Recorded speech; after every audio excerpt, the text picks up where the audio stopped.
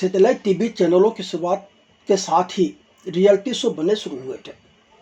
शुरुआत में इन टीवी चैनलों पर म्यूजिक या डांस के कॉम्पिटिटिव किस्म के रियलिटी शो ज़्यादा बन रहे थे, पर धीरे धीरे रियलिटी शो से केबीसी से लेकर के फिर आप ये समझ लीजिए कि डांस शो के से लेकर के फिर बिग बॉस तक हम लोग पहुँच गए।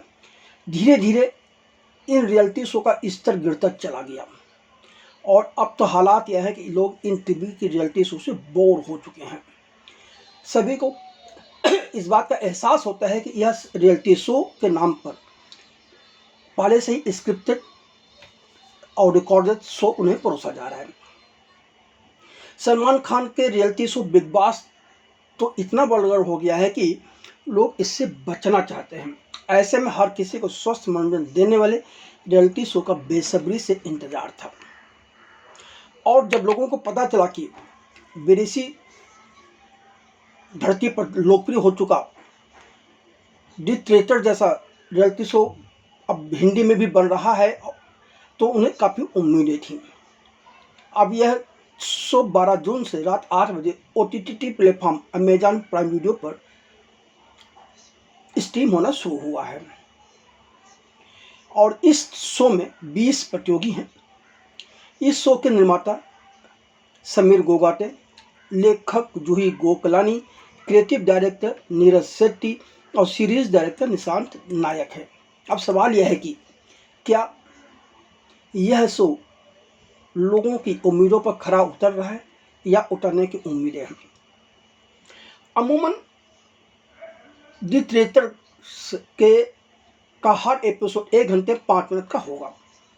पहला एपिसोड थोड़ा सा लंबा है, हमने तो सिर्फ 2 ही एपिसोड देखे हैं और आज हम यहाँ आपके सामने इस रियलिटी शो दी थिएटर की रिव्यू भी करने जा रहे हैं। तो इस सिर्फ 2 एपिसोड के आधार पर करने जा रहे हैं हम।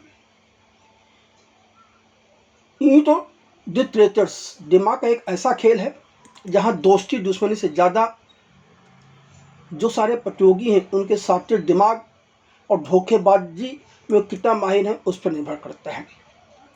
धोखेबाज कैसे झूठ बोलते हैं और ईमानदार लोग सच ढूंढते ही रह जाते हैं, यह देखना शायद दिलचस्प होना चाहिए होगा, ऐसा हमें लगता है। अफसोस की बात यह है कि इसके पहले के 2 एपिसोड तो निराश ही करते हैं और इन 2 एपिसोड के आधार पर कहा जा सकता है कि आगे के एपिसोड और अधिक नीरस होते जा सकते हैं, क्योंकि जो इसमें मुख्य वजह है कि आपको हर इंसान पर शक करना है, तो आप अपने मन की बात सभी से खुलकर नहीं कहेंगे, सिर्फ कानाफूसी होगी। तो कानाफूसी कितनी देर चलेगी, क्या कहेंगे एक दूसरे के खिलाफ। इसका मतलब यह है कि इसमें जो रोचकता होनी चाहिए वह आगे नहीं होगी। हाँ, गाली गलौज, रोना धोना, ये सारे नाटक, मेलोड्रामा क्रिएट किया जाए तो बात अलग है। द थिएटर्स हमने पहले भी कहा कोई मौलिक शो नहीं है। 2022 में इसकी शुरुआत BBC ने लंदन में की थी। बेबाक लेकिन प्यारी क्लाउडिया विंकलमैन द्वारा होस्ट की गई BBC सीरीज अब हमारे यहाँ आ चुकी है। इस चर्चित रियलिटी शो में एक से बनकर एक लोग थे पहले थे। स्कॉटिश महल की धुंधली पृष्ठभूमि पर आधारित इस फॉर्मेट में मनोवैज्ञानिक गेम प्ले को हाईटेक ड्रामा के साथ जोड़ा गया था। उसी का यह हिंदी रूपांतरण है। यह शो माने द थिएटर्स जैसलमेर राजस्थान के एक पैलेस में स्थापित है, यानी कि सारे प्रतियोगी वहाँ पर इकट्ठा हुए हैं। 20 प्रतियोगी हैं। इनमें से एक निकिता लूथर को तो पहुँचते ही एलन नोरोजी ने बाहर का रास्ता दिखा दिया है। बाकी के बच्चे लोगों में से 3 को एंकर यानी कि करण जौहर द थिएटर्स यानी कि धोखेबाज चुनते हैं। बाकी सभी तो इनोसेंट हैं, पर 3 थिएटर्स के अलावा किसी को नहीं पता कि उनके बीच कौन द थिएटर्स है और यह तीनों भी इस सच को कबूल नहीं करते कि वह थिएटर्स हैं। खेल के अनुसार दिन में कुछ लोग गेम भी होगा एक, जिसमें से रकम जीतती हैं। कुल शो खत्म होने पर 1 करोड़ रुपए की रकम राशि, उसमें से कितना जीत पाएंगे कितना नहीं, यह तो अलग अलग एपिसोड में तय होता चला जाएगा। थिएटर्स माने कि धोखेबाजों का काम हर रात चुपचाप ईमानदार लोगों में से किसी एक गेम से बाहर का रास्ता दिखाना है, जिसे इन्होंने संज्ञा दी भी मर्डर करना है। वहीं दिन में एक टास्क के दौरान ये सारे इनोसेंट लोगों को पहचानना होगा कि धोखेबाज कौन है, उनके बीच ट्रेटर्स कौन है। हर रात ट्रेटर्स आपस में बातचीत करने के बाद एक का मर्डर करते हैं, यानी कि किसी एक प्रतियोगी को गेम से बाहर करने का निर्णय लेते हैं और फिर बाकी के बेगुनाह अगले दिन सर्कल ऑफ शक में आपस में चर्चा करते हुए उनके बीच छिपे ट्रेटर को बाहर करने की कोशिश करते हैं। अगर वह सफल हो जाते हैं तो वो ट्रेटर बाहर हो जाएगा, अन्यथा एक प्रतियोगी को बाहर होना पड़ेगा जिसके पक्ष में ज़्यादा वोट पड़ेंगे। तो यह रियलिटी गेम शो इंसानी दिमाग की खुराफात व शक के इर्द गिर्द बुना गया है। हमने 2 एपिसोड देखे हैं, पर हम स्पॉइलर देकर आपका मजाक किरकिरा नहीं करना चाहते। रिव्यू। अब सवाल है कि द ट्रेटर्स किस तरह का शो है, इसे देखना चाहिए या नहीं देखना चाहिए। देखिए, हम खुलकर ये तो नहीं कहना चाहेंगे कि आप इसे देखें न देखें। हम आपके सामने इस शो के जो प्लस और माइनस पॉइंट हमारी समझ में आए वो हम बताने जा रहे हैं। द ट्रेटर्स की सबसे बड़ी कमजोर कड़ी इसके सारे प्रतियोगी हैं। इंग्लैंड के संस्करण में पूर्व सेना अधिकारियों से लेकर तैराकी प्रशिक्षकों और शिक्षकों तक को प्रतियोगी के रूप में जोड़ा गया था, जब यहाँ भारत के इस शो यानी कि द ट्रेटर्स में फिल्म या टीवी कलाकार हैं या सोशल मीडिया के इन्फ्लुएंसर हैं, यानी कि सारे कुख्यात सेलिब्रिटीज़ हैं। और यह वह सेलिब्रिटीज़ हैं जो कि अमीर हैं, पर इन दिनों इनके पास कोई काम नहीं है, तो घर पर खाली बैठे थे, उनको इस शो का हिस्सा बना दिया गया। इसमें एक ज्योतिषी भी है और कुछ डिजिटल पर कंटेंट क्रिएट करने वाले लोग भी हैं। यह सभी शक व कानाफूसी तक ही सीमित हैं। इतना ही नहीं, यह रियलिटी शो भी दूसरे भारतीय रियलिटी शो से बहुत अलग हो ऐसा नहीं है। इसमें भी नंदनीय बयानों डायलॉगबाजी की भरमार है।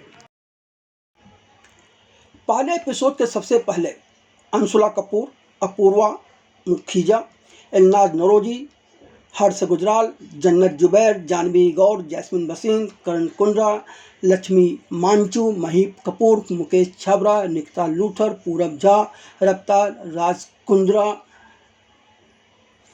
साहिल सलाथिया, सुधांशु पांडे, जानवी गौर, सूफी मोतीवाला और उर्फी जावेद की एंट्री होती है और चंद मिनटों में ही निकिता लूथर को बाहर का रास्ता दिखा दिया जाता है। फिर एंकर करण जौहर ने प्रतियोगियों में से 3 ट्रेटर्स को चुनकर उन्हें कसम खिलाकर गेम को रोमांचक बना दिया। लेकिन इस कार्य को करने से पहले उन्होंने एक गेम रखा जिसमें 18 लाख रुपए जीतने थे।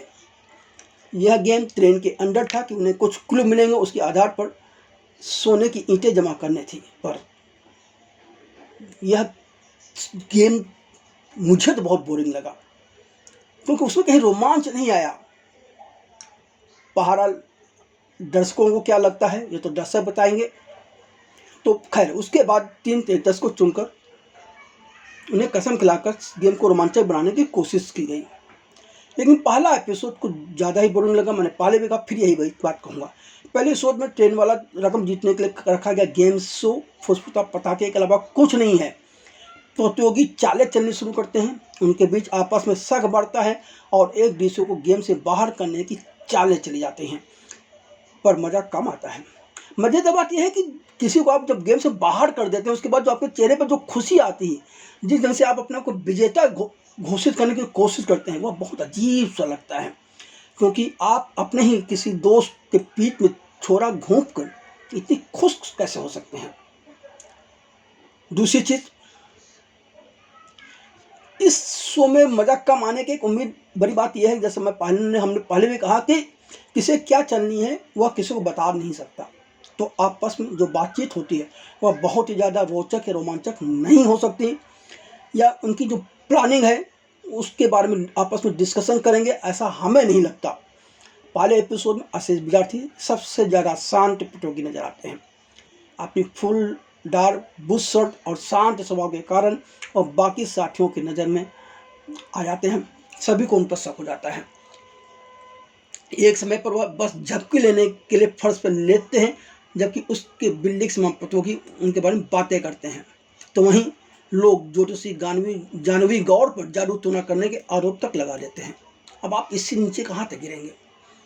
यह गेम शो कहीं भी इंसान के अंदर किसी का दोस्त बनने या परोपकारी होने की भावना भरने के बजाय केवल मर्डर करने, धोखा देने की बात सोचने की ही कहता है। यह शो हर प्रतियोगी को एक ही बात के बारे में सोचने, दिमाग लगाने की बात करता है कि दोस्त की पीठ पर छोरा घोंपना कैसे है। यही ये सिखा रहा है सीरीज या यूँ कहूँ रियलिटी शो का पैसा कमाने या मनोरंजन के नाम पर अब यही सब करना बाकी रह गया है। आखिर हम किस तरह के समाज को इस तरह के रियलिटी शो के माध्यम से गढ़ना या रचना चाहते हैं? डिक्टेटर्स के एंकर करण जौहर होस्ट के तौर पर 2 से ज़्यादा भूत नजर आते हैं, जो फैंसी डिजाइनर पोशाक में रहस्यमय तरीके से इधर उधर आते जाते रहते हैं और एक ऐसी बेबाकी से पेश आते हैं जिससे हर प्रतियोगी एक जैसा होता है और लगता है कि सभी को कहीं ना कहीं अंदर लगता होगा ये कौन है, क्यों है, ऐसा होस्ट की ज़रूरत क्या है कि जो भूत नजर आए।